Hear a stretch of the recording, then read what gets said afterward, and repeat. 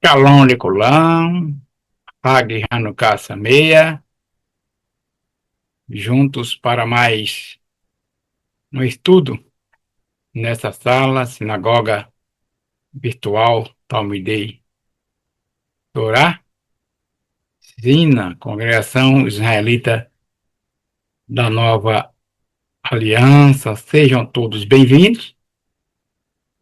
Hoje, estudar mais uma porção, que é a quinta aliá da Parashá Miketz, ao fim. Essa Parashá, ela tem leitura integral no livro de Gênesis, capítulo 41, verso 1, vai até 44, verso 17. E para hoje, que é a quinta aliá, está no mesmo livro, 42, capítulo 42, verso 19, e vai até o capítulo 43, verso 15.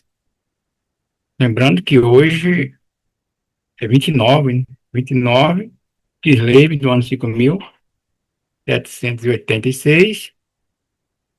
Daqui a mais um dia temos aí Rosh Chodesh, cabeça do mês. E no calendário gregoriano, 18 de dezembro de 2024. Temos a Haftarah, que está baseada no livro do profeta Daniel, no capítulo 2, verso 1 até o 48. E na Brit Hadashah, que é a Aliança Renovada, na segunda carta de Paulo, né, aos Coríntios, capítulo 9, verso 1, que vai até o versículo 15. E o nosso cooperador, como sempre, a quem ouço, já está presente, aposto, e daqui para frente ele dará continuidade, que o Eterno abençoe. Shalom. Shalom a todos, Hag Hanukkah Sameach para todos, Rabinim. Hoje nós estamos no quinto dia da festa de Hanukkah. Há pouco tempo acedemos aqui à quinta vela do dia, né? Que seja realmente um dia memorável para agradecer e enaltecer Hashem pelo livramento que tem dado ao nosso povo nos dias de Macabeus, de Tiago, que tiveram atitude para resgatar resgatar nosso legado, a adoração pura, santa, purificando, eliminando o exército pagão lá em Jerusalém, né? E assim, é, reconquistando a cidade santa, né? Que outrora estava pregnada de idolatria e coisas abomináveis aos olhos do Eterno. Baruch Hashem por isso, e hoje o Eterno também tem feito milagres na surdina, né? Podemos dizer, velados, os milagres velados que muitas vezes não percebemos, mas o Eterno tem nos livrado de muitas calamidades, né? Especialmente a assimilação, que é afastamento da nossa doutrina, do nosso legado, da nossa Torá, da nossa cultura, né? Que é algo muito essencial para a nossa vida. Vamos fazer a leitura, em seguida fazer uma explanação. Nós estamos aqui diante de uma situação e para nós que nós já sabemos todo o desdobramento, porque nós estamos como observador. É muito mais fácil a gente estar como observador do que, de fato, algo está acontecendo em nossa própria pele, né? Para Yosef, há 22 anos atrás, aproximadamente, quando ele saiu da sua casa, na verdade, quando ele foi levado, né? Foi levado como um escravo, vendido, né? Pelos seus irmãos, foi aproximadamente 22 anos atrás aqui, após esse reencontro, e para ele não estava entendendo a missão, o que viria depois. Mas ao passo ele estava confiante que o Eterno iria fazer uma obra na vida dele. E Yosef, ele não tinha, uma coisa ele era certa, ele tinha uma visão, ele tinha um sonho. Esse sonho não era meramente um sonho de desejo próprio, né? Ele sabia que tinha um propósito supremo e ele seria o instrumento que o Eterno iria usá-lo. Graças a esse sonho, essa visão que ele tinha, é que o manteve sempre aceso, né? Estamos no período de Hanukkah, né? E a luz é o que dá a visão. Né? Já tem um ditado aí ao contrário, né? Que é dito, uma pessoa quando faz algo duvidoso é como se dá um tiro no terreno escuro, dá sem ter noção do que está fazendo. Mas no caso de outros foi o contrário, ele estava sabendo o que viria no futuro, mas não sabia exatamente como seria os fatos, a sequência, né? Podemos dizer, as etapas, exatamente as etapas. Mas ele sabia que essas etapas seriam necessárias para o seu crescimento espiritual e também para os seus irmãos, que eles, de fato, os irmãos, de fato, eram tzadikim, eram justos, tá? Eram justos. Bom, no propósito deles, como eu tenho falado, lá quando eles decidiram, a, a princípio seria matar o Yosef, depois tomar a decisão de vendê-lo, eles não fizeram esse como um ato de ímpio, né? Pessoas ímpias, mas como uma medida preventiva. Pode alguém achar absurdo isso, tá? Com medida preventiva, eles acharam que Yosef seria uma ameaça para o legado espiritual, iria prejudicar a transmissão dos valores, assim como Esaú era uma ameaça para o legado de Isaac, certo? Então, eles tiveram um propósito de preservar, de manter o legado na mão certa, que era justamente não na mão de Iosif. O propósito deles era eliminar Iosif para preservar o que é o espiritual, né? Que para eles Iosif era um tipo o Esaú da vida, tá? Para eles, ok? Cegou, né? Na verdade, o Eterno usando eles para que cumprisse o seu propósito. E não adiantaria eles quererem de procurar culpado, não era questão de culpa ali. É bem claro, e Deus falou para eles, não vos culpeis, após quando ele foi revelado aos seus irmãos, não fica o sentimento de culpa. Né? O sentimento de culpa causa muitos transtornos. Por exemplo, o nosso patriarca, Yaakov, ele ficou com o sentimento de culpa. Ele ficou como fosse culpado pela morte do seu filho, porque foi ele que passou a missão para Yosef, para ir à busca dos seus irmãos. Se coloque no lugar, já já eu quero pedir o apoio do Moré Yonatan, tá? Se caso ele desejar, lógico, né?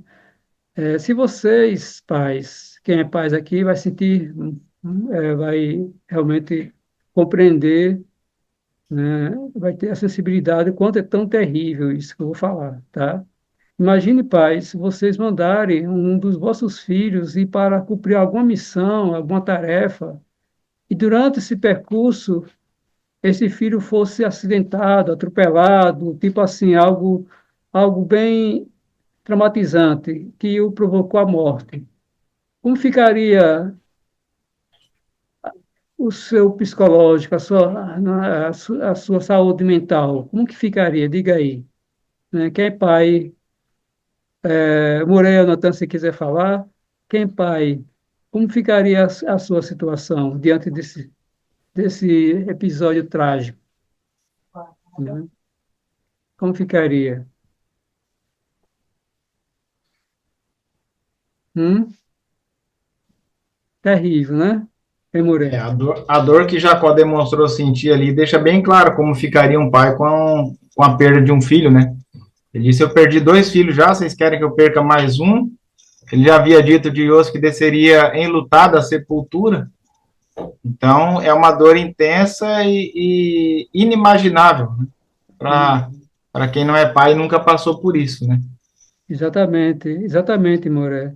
Exatamente isso. Imagine, Moré, aquele filho que você mais ama, aquele filho que você tem como exemplo.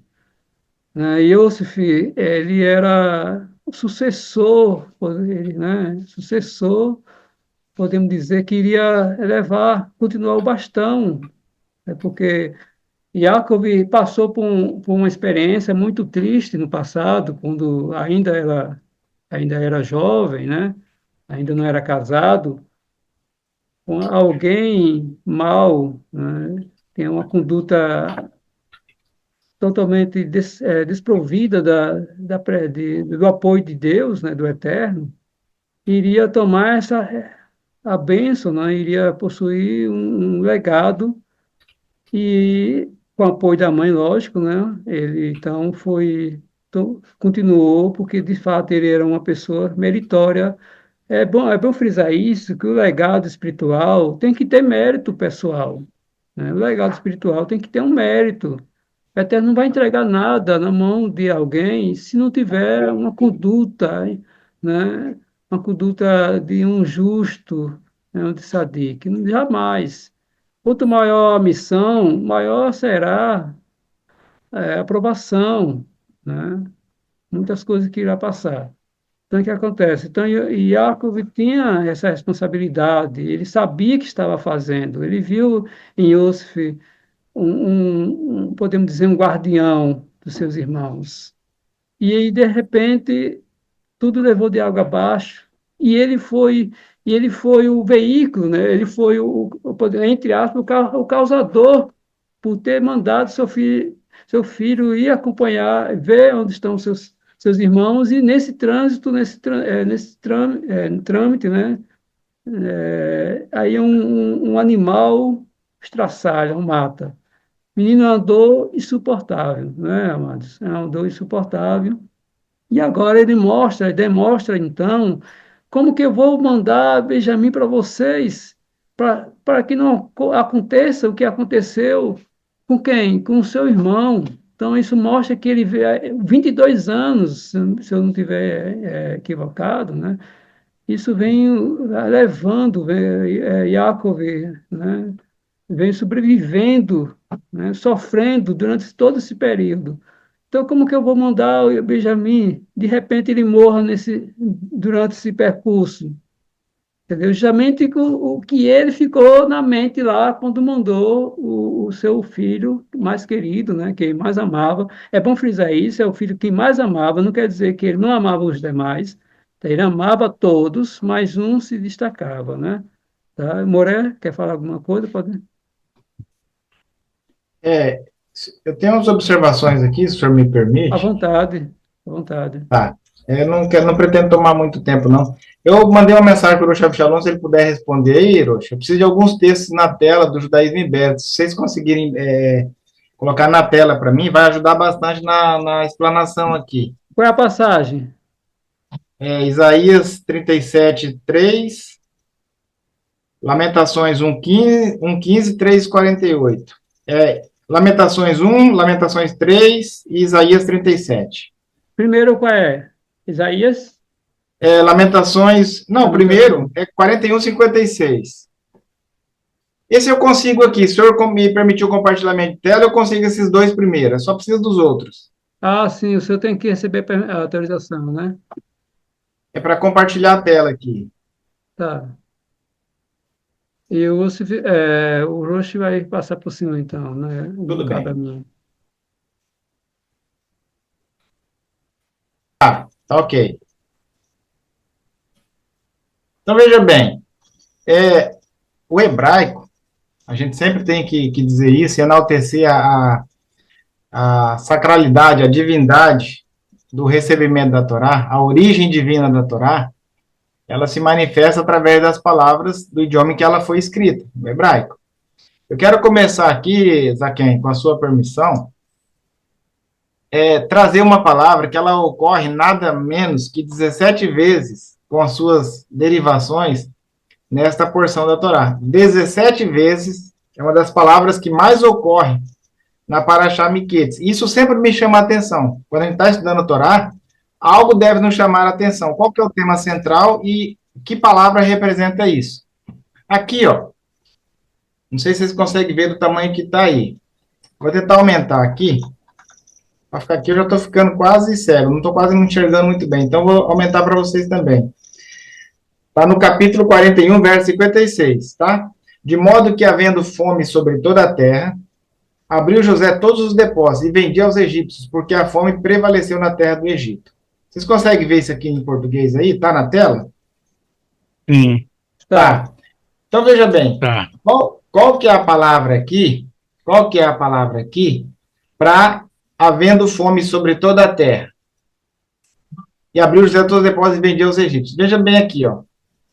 Ve'arav hayá al kol penei ha'ad. E havia fome sobre toda a face da terra, tá? E aí o que José fez?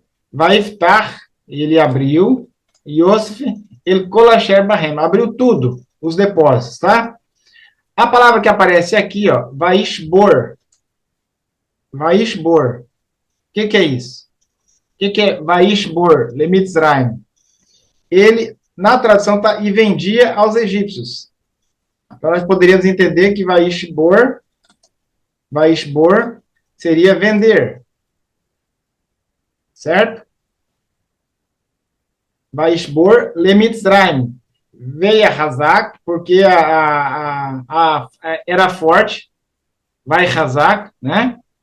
Araav be'eretz Mitzrayim, porque era forte a fome sobre a terra do Egito.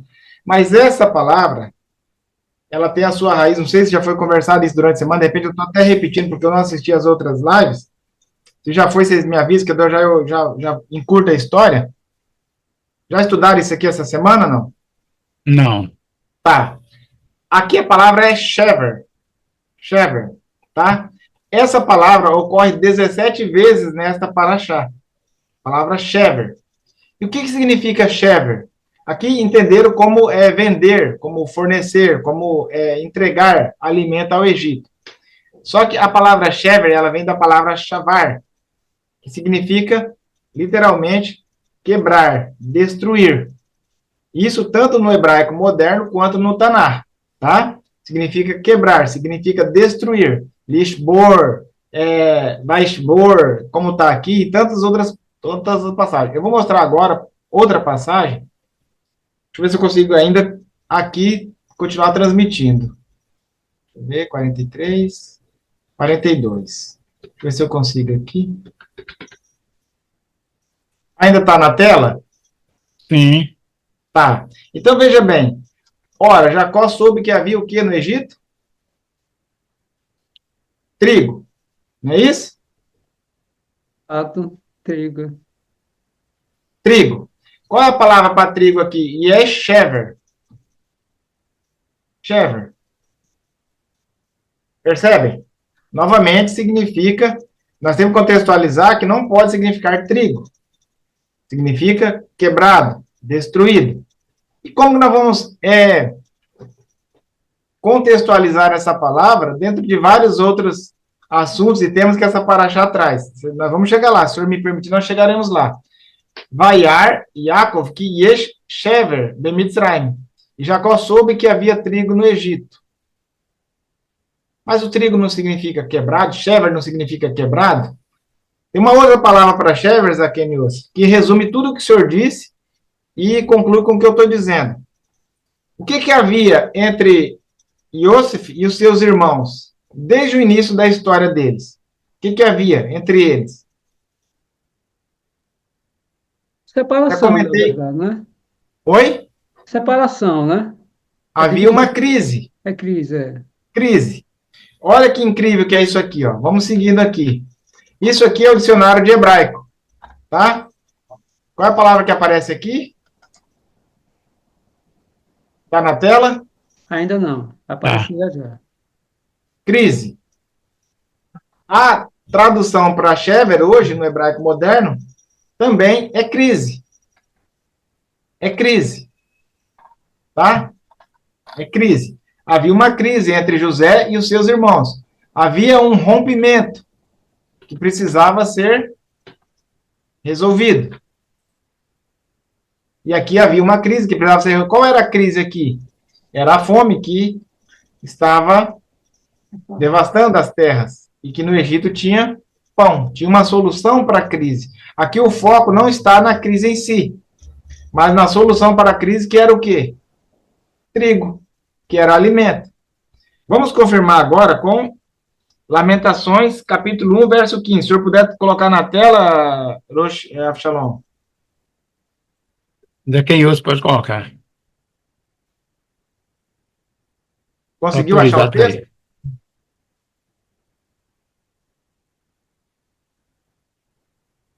Já vi. Não apareceu? Não. Não abre Lamentações? Não.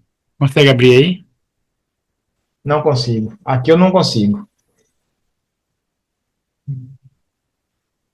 Se alguém tiver a Torá da editora Sefer aí também, quiser, para a gente acelerar, ganhar tempo aqui, senão eu vou ler só em português mesmo, e daí eu não transmito a tela. Alguém tem a Torá da Sefer? Lá no finalzinho, lá nas Migilot, aparece Lamentações. Capítulo 1, verso 15. Vou pegar a minha aqui. Se eu tirar aqui vai cair, mas deixa eu acelerar aqui para a gente ganhar tempo, então. Quem sabe faz ao vivo, como diz o ditado, né?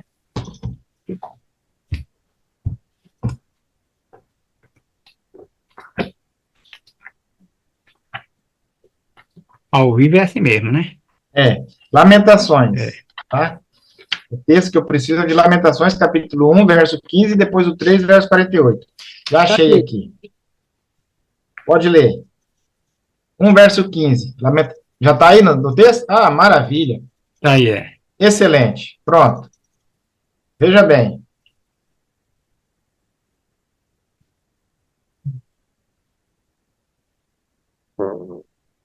É 1,15, é? Desculpa, 1,15. peraí. Tá Não, no 2, pode deixar. peraí. Ah, está no 2, é isso mesmo. No 1. Verso 15. Peraí. Tá. Isso. Isso aí. Uhum. Aí o profeta está falando acerca da comparação entre o desprezo do Eterno sobre os mancebos esmagados, destruídos, né? E olha só a palavra que aparece aí, Zaquenius. É Moed Lishbor. Aí, Moed Lishbor. Qual que é a raiz da palavra Lishbor? É Shever. Shavar, vem de destruição. O Senhor desprezou todos os meus valentes no meio de mim e convocou contra a minha assembleia para esmagar os meus mancebos. Tá? Bahurai, para os meus primogênitos, né? Para esmagar, para destruir. E o verso 3:48, capítulo 3, verso 48. Vamos lá.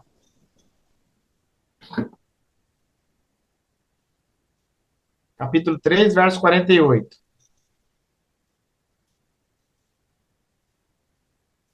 Por que é importante, Rosh Avshalom, a gente fazer essa leitura contextualizando? Porque nós aumentamos o nosso conhecimento acerca da Torá, do Tanar, e a compreensão do tema que nós estamos estudando, do assunto. É verdade. Então, veja bem. Torrentes de águas correm dos meus olhos por causa da destruição da filha do meu povo. O que está escrito aí, ó? Palgei, Maim, Terad, Enei. Al-Shever, Batami. Al-Shever, Batami. O que é Shever, Batami? A destruição da filha do meu povo. Shever. Então, quantas vezes acontece a palavra Shever em Miquetes? Quantas vezes? Umas 15. 17 vezes. Precisamente 17 vezes. E nesses sentidos, todos os sentidos aqui, em todos, ela traz como significado crise, rompimento, destruição, tá? Agora, para finalizar o assunto, o meu tempo já esgotou, Yeshayahu 37, verso 3. Aqui ainda no Judaísmo Ibérico, consegui colocar. Yeshayahu 37, verso 3.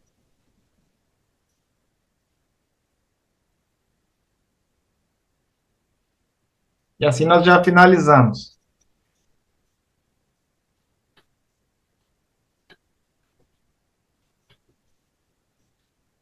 Isaías. 37, 3.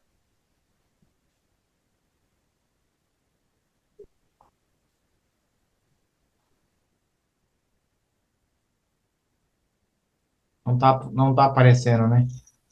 Não. Poxa vida. Não vai abrir. Aí nós não temos o Yeshayahu aqui no texto também, né? Entrou aí.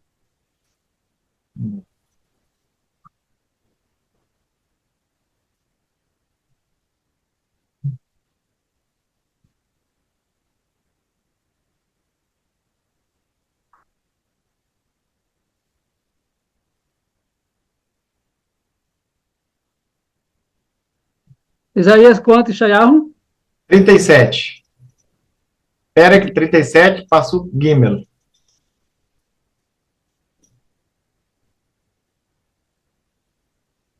Quinze.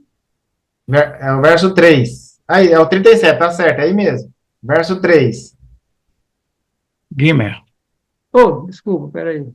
É o Gimel. Tá certo, é aí mesmo. É o verso 3. Não, era lá, 37, o versículo é o 3. Isso. Para lhe dizer, assim diz Ezequias. Tá certo. Este dia é dia de angústia e de vitupérios, e de blasfêmias, porque chegados são os filhos ao parto, e força não há para os dar à luz. Qual é a palavra que aparece aí? Mashber. Shever. Mashber. Mashber tem a raiz na palavra shever. Agora, o que tudo isso tem a ver, Jonathan, com tudo que nós estamos estudando? O texto em si vai explicar. Para lhe dizer, assim diz aqui, este dia é dia de angústia e de vitupérios, e de blasfêmias, porque chegados são os filhos ao parto, e força não há para os dar à luz. O termo aqui utilizado para dar à luz, para fazer com que os filhos nasçam, é mashber. Tá? Vekoar e força, Vekoar, ein leda. E não tem força para eles nascerem. Eu tive o privilégio, quiser manter aí, pode manter, se quiser pode voltar para mim. Eu tive o privilégio de fazer o corte do cordão umbilical da minha segunda filha, da minha caçulinha. Que alguém já teve esse privilégio aqui, poucos que conseguem isso aí, né? Muitos pais desmaiam na hora do parto, nem assistem, nem participam. E o que é normal acontecer? Principalmente para as mulheres que estão aqui, elas vão saber o que eu estou dizendo. O canal do parto da mulher, ele se rompe. Há um rompimento ali das artérias, das veias, e geralmente há muito sangramento. É uma dor intensa, certo? Porque o canal do parto se rompeu. É o que o profeta aqui está dizendo. Mashber é esse rompimento, é essa destruição que acontece do canal do parto. Agora, o que isso tudo tem a ver com o que nós estamos dizendo na Paraxá? Vê se vocês conseguem acompanhar comigo, tá? Essas contrações do parto, esse começo de nascimento, quando o bebê está passando ali pelo canal, ele acontece, minha mulher sentiu muito isso, uma intensa dor física. teve sangramento, teve ruptura do canal. Mas qual que é o resultado desse rompimento? É algo que destruiu ou foi algo que trouxe uma vida ao mundo? Que foi algo belo, que foi completo, que foi desejável? Desejável, né? A vida. Então, a crise que se abateu sobre o Egito, por mais destruição, por mais angústia e sofrimento que ela causou a muitos povos da terra, inclusive a família do patriarca Jacob, tinha por propósito atingir um roteiro, como nós falamos no início também. Nem tudo nós temos o roteiro de todos os acontecimentos da nossa vida, nós não vemos o quadro completo, porque tudo aquilo estava acontecendo, nós não compreendíamos os desdobramentos da história, porque nós não somos o roteirista da nossa própria vida. Na verdade, a nossa vida ela é conduzida, ela é dirigida pelo diretor que é Deus. Nós não produzimos a nossa própria história. E ele não revela, o produtor, o diretor, o dono do filme, não revela todo o roteiro. Cada ator é incumbido da sua própria representação. Mas nós temos que ser o quê? Protagonistas daquelas cenas em que nós atuamos. É assim que funciona. Então a mulher ela não sabe tudo. A ruptura, a destruição da filha do meu povo, como ele diz. Mulher que está para dar à luz, que vê o bebê nascendo, que não tem força, depende de quem está escrevendo a sua história. Mas essa ruptura é necessária para que aconteça a luz, para que o bebê venha ao mundo. E o que é Shever, afinal de contas? O que é quebrar? O que está sendo quebrado? Quando nós entregamos um jejum que nós comemos, geralmente nós dizemos o quê? Nós quebramos o jejum, né? Quebramos o jejum. O que nós estamos quebrando, na verdade? É a nossa falta de alimento, a nossa comida. Então, quebrar nem sempre tem um sentido pejorativo, negativo na história.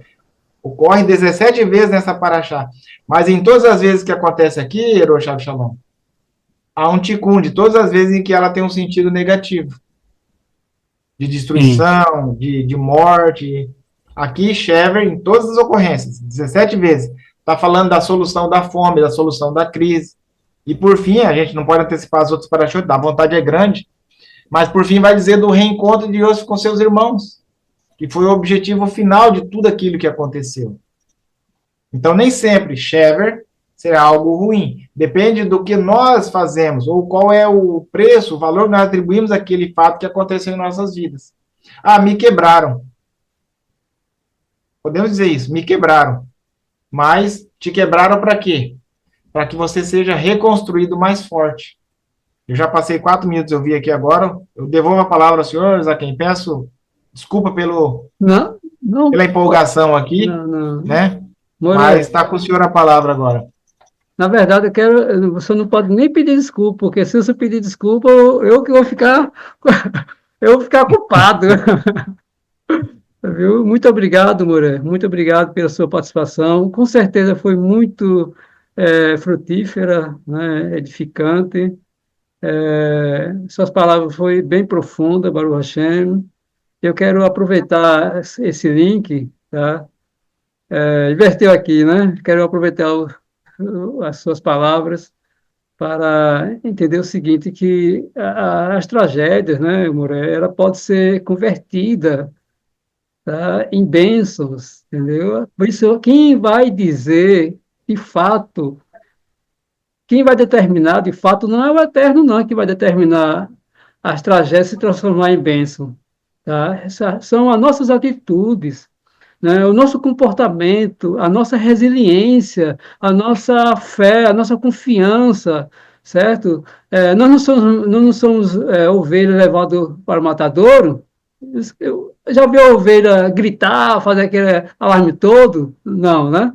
Então, justamente, tem que entender que existe um propósito. Não adianta a gente ficar murmurando, porque isso, porque aquilo, se lastimando, colocando culpa em A, em B, né? Ou até em si mesmo, muitas vezes, bota a culpa em si mesmo, né? Ou si mesmo. Então, não adianta. O que nós que devemos ser, né, ser as causas, tá? E não ser as consequências, tá? Ser as causas, tá bom? Então, o que acontece? Através de, como o próprio Yosef nos ensinou, né? Que tudo que eles fizeram de ruim, o Eterno se transformou em quê? Né? Transformou em bênção, né? Trouxe vida. Tá? Então é isso. Em Yeshua, podemos um grande exemplo, né? O sofrimento, a aflição que ele viveu, a palavra hebraica que o senhor usou aí é shever, né? Shever, É, velho. né? Justamente Shever que Yeshua viveu, né? Aquela tragédia, entre aspas, né? Na verdade, trouxe o bem para toda a humanidade. Tá? Não existe de fato tragédia para o justo. Não existe de fato, a não ser que ele desista, né? Desista do caminho, aí sim, de fato, ele deixou ser levado pela, pelo mal, né? Sim, Moreira, quer falar? Agora, o senhor imagina o seguinte: se a mulher não passasse pelo machber, se ela não passasse pelo sofrimento, pelo rompimento ali do canal do parto, como a criança nasceria, né? Exato. Então, se ela não Afirmativo. quisesse passar pela crise, não teria o nascimento também. Uma coisa depende da outra, né? Exatamente. Apesar, amor, amados, que Iosif estava sofrendo ainda com a morte do seu filho Iosif, né? Apesar que Yaakov estava sofrendo com a morte de seu filho Iosif, mas ele tomou atitude, né? Ele ficou ainda liderando o seu rebanho. É tanto que ele disse: "O que vocês estão aí fazendo aí, olhando uns para os outros? Não sabe que lá no Egito tem alimento? Vai, pega o dinheiro e vai trazer alimento para o nosso povo." Então ele toma uma postura, né? E agora, nessa leitura que nós fizemos, outra postura que ele tomou, apesar que houve resistência, certo? Mas quando ele colocou o Eterno na frente, disse: "Vá, o Eterno seja misericordioso, usando aquele homem para que não suceda nenhum mal contra vocês. Vá, leva Benjamim, né? Se for, ele já deu um contentamento. Se acontecer algo de ruim, né? Eu estou na mão do Eterno, tipo assim, né? Então ele começou a deixar o Eterno agir, né, atuar, a sua fé voltou ali, né, e ele tomou a frente, não esperou, não deixou sofrer, né, não se deixou ser consequência, né, passar sofrimento. Não, ele apenas levantou e disse: "Vá, leva ele, leva meu filho e o Benjamim, e o Eterno vai estar com vocês." Né? Então ele voltou às suas raízes, né? A confiança, aquele temor ao Eterno, né? Agindo da forma como deveria ser. Tá?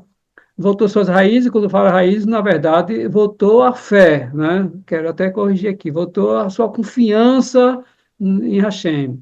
E aí, quando voltou essa confiança em Hashem, então as coisas ficaram mais fáceis. Tá?